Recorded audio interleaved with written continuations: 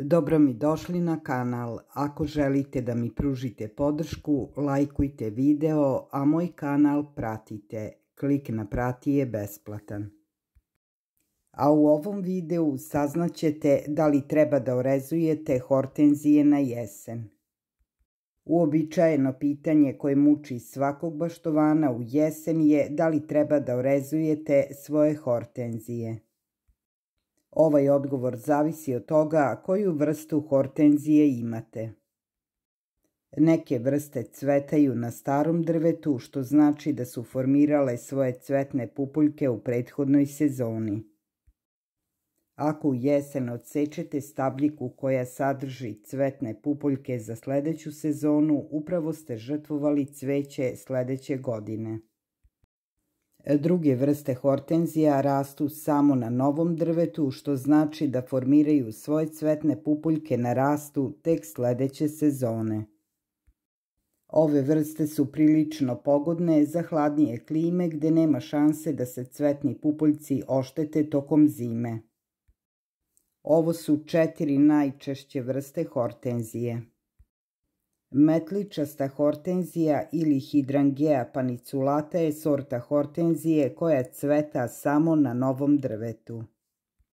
Ova sorta se može orezati u jesen ili vrlo rano u proleće, međutim preporučuje se da sačekate do proleća da biste smanjili rizik od povreda.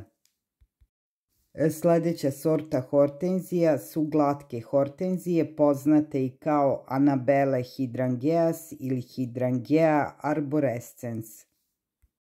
One takođe cvetaju samo na novom drvetu. Kao i metličaste hortenzije, i ova grupa se može rezati u jesen, ali se preporučuje da sačekate rano proleće. Sledeća popularna sorta hortenzije je hortenzija hrastovog lista. Ona se naziva još i Hydrangea quercifolia, to je sorta koja cveta samo na starom drvetu. Zbog toga je važno da se orezuje tek kada cvetovi u sezoni venu, a ne kasnije. Najčešća vrsta hortenzija su mophead hortenzije ili Hydrangea macrophylla.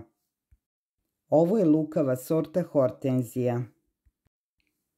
Sve sorte cvetaju na starom drvetu, ali neke posebno novije introdukcije cvetaju i na starom i na novom rastu.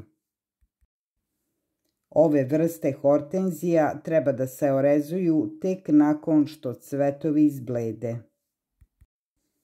Prilikom orezivanja orezujte samo najviše do 1/3 visine njene grane i oblikujte biljku kako treba. Napravite rez pod uglom i to odmah iznad prvog para zdravih pupoljaka. Ako niste sigurni koju vrstu hortenzije imate i kada treba da je orežete, onda je najbolje da ne dirate ništa. Šta će se desiti ako je ne orežete? Apsolutno ništa. Hortenzija će vam se zahvaliti bogatim cvetanjem sledeće godine. Vodite računa jedino o tome da redovno uklanjate precvetale cvetove i uklonite oštećene i mrtve grane koje će samo oduzimati snagu biljci.